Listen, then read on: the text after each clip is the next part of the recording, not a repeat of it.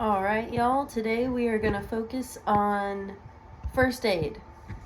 Somebody mentioned that they were working on making a first aid kit with some of our products and asked for some recommendations. So let's do this. Of course, our first aid kit is pretty much all of our products, but I will kind of explain the birth of these products because you can absolutely make your own first aid kit at home. For example, herbal wound wash. This was the first thing that we made specifically for first aid, like to offer to the public, because we had something similar in our first aid kit for a really long time. What we used to have in our first aid kit was just the raw ingredients, and we had yarrow and black walnut, and those are two of the main ingredients in here, and I'll tell you why. So to me, a first aid kit really needs to be as multifunctional as possible, because you can't pack a huge backpack full of first aid stuff if you're using it for hiking, especially if you're doing any like backcountry camping. Maybe you're traveling or in an airplane. You can't, you have to have a really small amount of things, and that's okay because usually you don't need very much, especially considering you can always refill. So I'm just going to kind of go over each one of our products, that option or the DIY option. So the reason that we've always had yarrow in our first aid kit, yarrow is one of the most multifunctional plants in my book. It's insanely antimicrobial, antibacterial, antiviral, antifungal, the list goes on. So if you have just a little itty bitty tincture of yarrow, you can take the tincture orally. You can swish it in your mouth if you have any sort of mouth sore or you got a tooth knocked out or anything like that. You can apply it to a cut to stop bleeding. You can use it any which way. You can spray it on a rash. You can apply it to anything. Now, of course, in the tincture form, it will burn a little bit topically. So we, in this form, have it in witch hazel. But it is nice to be able to ingest it orally. So if you are making a first aid kit at home, I recommend just keeping it in alcohol and water in your first aid kit. The black walnut hull we also had in tincture form. This is one of my favorite antifungals, parasitic. And so this is a good one to be able to apply topically, but also to be able to take orally in case you have ingested some bad water, who knows what, all kinds of weird stuff happens. So we again have it now in witch hazel form in here, so it's a little easier to apply topically, but we used to have it in tincture form in our first aid kit. And of course, we've also got some very soothing ingredients in the wound wash because we want to have this on hand not only for bites, wounds, sprains, cuts, etc., but also just like bug bites, rashes, minor stuff. So this has also got self-heal, plantain, chamomile, calendula, and willow bark, as well as the black walnut and the yarrow. Plantain, chamomile, self-heal, and calendula are super calming, soothing, relieving, anti-inflammatory, really wonderful blend. I would say that calendula or self-heal would be another really good thing to keep in your first aid kit. I sent out a gift a few months ago to Tiers 3 and 4 that was like just a garden all-purpose salve that had almost these same ingredients. It had self-heal, plantain, calendula, chamomile, yarrow, and that might be it. That is the perfect salve to have on hand for just about anything. That would be a great one to make at home. Also, if you're wanting to use just herbs that you can forage, you could absolutely make a wonderful salve out of just like plantain, cleavers, chickweed. If you have wild chamomile, what is it called in the wild? Pineapple weed. wild comfrey, that would be amazing. If you grow calendula or it's easy to get, and same with chamomile, those are lovely additions as well. Oh, yarrow. Yarrow grows wild pretty much everywhere in the spring, late spring. So that would be a great option to have as just like the only salve in your bag. However, we have made, our dream stuff for our first aid kit. So our 3 salves that we keep on hand are Cooling Pine Tallow Balm, Anti-Fungal Dry Bomb, and Forest Pool Black Drawing Salve. So these ones are like pretty specific, whereas that salve I just described would be pretty general. Cooling Pine Tallow is absolutely the one that we reach for the most, because oftentimes whether you have an allergic reaction, a rash from an allergic reaction, a rash from brushing up against something, a heat rash, a fever rash, any sort of rash, it's often hot, right? And then same with cuts, bruising, anywhere where there's swelling, there's usually heat. So having these anti-inflammatory cooling herbs is so instantly soothing and nice. And then we add pine tar, which is one of my favorite ingredients, not only for its antimicrobial uses, but because it creates a little bit of a seal. So if you have a cut, whether it's a light one or a deep one, applying this salve over it is going to help get those herbal oils sinking into there, while that pine tar is also creating sort of a barrier of like nothing can enter. So if we've got a cut or a rash or anything to that degree, we always spray it with the wound wash and then put a thin layer of cooling pine tallow over it. Now, when would we use the antifungal dry bomb? This, let me give you the ingredients here. Cooling pine tallow has the pine sap or tar, whichever you have on hand, yarrow, calendula, violet, St. John's wort, rosemary, tallow, olive oil, avocado oil, shea, and beeswax.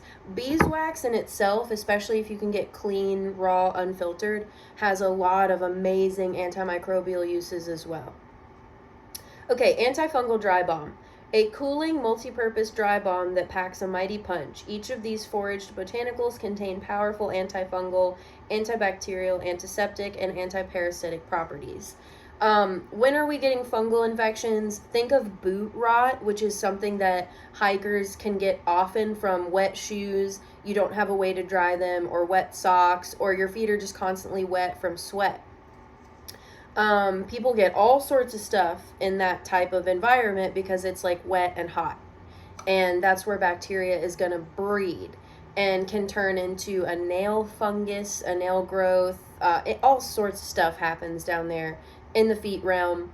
I'm trying to think of a very common foot ailment that a lot of people get even just from eating a lot of carcinogens. I can't remember, but I feel like you guys will know what I'm talking about. Very helpful antifungal dry bomb.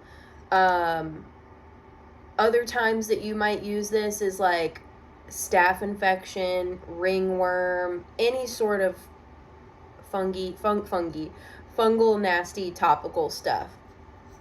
This has got chaparral, usnea, yarrow, sagebrush, Russian sage, lavender, juniper, walnut hull, larch sap.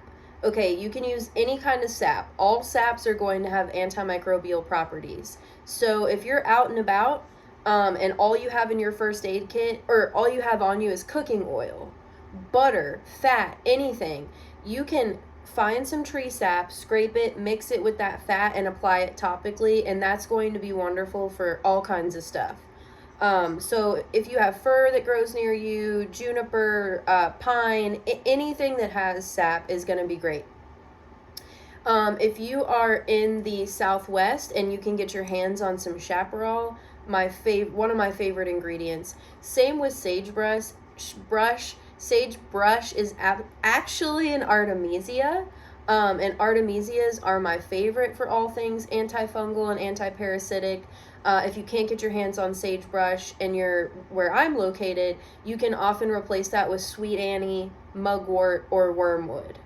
Sweet annie grows wild. Mugwort sometimes does too. but maybe you're growing those in your garden. Those are all great. All artemisias are seriously kick-ass plants. Usnea. Usnea is just about everywhere. Same with yarrow. Incredible antifungal properties. Lavender, juniper, walnut. Woo! So good. So good. And even though I'm using like several ingredients, you really only need one or two. It's going to be totally fine. Whatever you can get your hands on. Lastly, our Forest Pull Black Drawing Salve. This is a very specific one that when you don't have it, you're like, do I really need that? I'd probably only need that like 2 times a year. And then when you need it, you're like, ah. Okay. An heirloom recipe to assist in drawing out infection, impurity, and debris. For use on splinters, bites of all kinds, fresh wounds, rashes, ingrown hairs, and more. Pretty self-explanatory. This uses pine tar, spruce pitch, green clay, activated charcoal, yarrow, plantain, comfrey. This is meant for drawing out. Clay and activated charcoal are incredible for this. So some people just keep those powders in their first aid kit because if you get something lodged into you, or if you step on something like a nail and you want to make sure there's no debris left in there, making a poultice of just like barely wetting some clay and charcoal, incredible. But you can also use the salve and it's going to do the same thing. This salve is black from how much charcoal is in it. You really, if you make one of these at home, you really want to load in the clay and the charcoal. The pine tar is also going to be the most heftiest ingredient besides those powders in here because it's again going to create that coating on the outside, really hold those ingredients in there and help them to draw out. Okay, so we've mostly covered topical stuff here, which really does cover a wide array of things that could happen out in the wild and good things to have in your first aid kit. I feel like from here, it's going to kind of depend on, like, are you a mom? Do you have, asthma, things like that you should have on hand for emergencies? You could keep tobacco in your first aid kit, but you could also use the clay and charcoal in place of tobacco for things like wasp, bee stings, etc. The drawing salve is going to work the same on those as well. Of course, having bandages is always a good idea. A good sharp knife. If you're not a knife carrier, then keeping a pack of clean razor blades in your first aid kit is a really good idea. Some gauze. I also love the sort of stretchy wrap because not only can you use it to hold gauze in place or to like cover a bandage or something, but think about making tourniquets. You can wind that stuff really tightly if you were ever to need to cut off blood supply. So those are a really good thing to have on hand as well. And then if you are wanting to have a tincture on hand, I actually don't have one because we're sold out right now, but I recommend Swish, which is actually our oral mouth rinse. The ingredients in that are phenomenal for anything having to do with oral health. The ingredients together have insane antiviral properties, antibacterial, etc. So would be really good to take in all kinds of scenarios. And if you're making that at home, again, yarrow we talked about in the beginning. It could be as simple as a yarrow tincture. There is also propolis in that tincture. Myrrh resins, y'all. They're in everything that I've mentioned today. They're so useful. Spilanthes, numbing. Spilanthes has numbing properties, which is partially why it's in the Swish oral rinse for if you have tooth pain. You can also use clove oil or clove tincture for this as well. And that could be very useful topically as well, depending on, pain levels. I forgot one of my favorites. Wild lettuce. Wild lettuce is such a good one. If you have not seen our wild lettuce video made almost 2 years ago on Patreon, go check it out. I think it's just called All About Wild Lettuce. You could just search wild lettuce on Patreon or YouTube and it should pop up. Wild lettuce is one of the coolest plants. And what I spend a lot of time talking about in that video is my favorite way to extract it for a first aid. This is a plant that has sap. If you've ever like cracked open milkweed, that sap comes out. The sap in wild lettuce is mildly sedative, and it is similar to kava in that it's like sedative. It's got these sort of tingly numbing effects, and this is a plant that we know was used in World War I. This plant has been around for a long time in first aid. That tar is going to be incredibly pain relieving and have those sedative properties. Now, you can tincture it, but to get the strongest extraction, you really just want the sap. So you have to have the fresh plant. You have to have the sap. And the stalks, in my experience, have more sap than the leaves. But by all means, you can chop up the whole plant, boil it down, strain it, boil it down, until you have a tar-like substance, which is just the sap of the plant. You can actually ball it up into a little tar ball so that if you're injured, you can pinch a piece of that off, again, mix it with a salve or oil or a fat and apply it to a wound, or pinch a piece of it off, chew on it for oral pain, or pinch a piece of it off, swallow it with some water if you are in pain. If you need quick pain relief, pinch it off, had hot water over it like a tea with honey. It's just going to get it in your bloodstream a little faster than having to digest it if you were to just swallow a pinch. That is a really good one. Alrighty, I am going to probably just cut it off there. I think that's a really good, simple first aid kit that's going to help with all kinds of stuff. So I hope you enjoyed.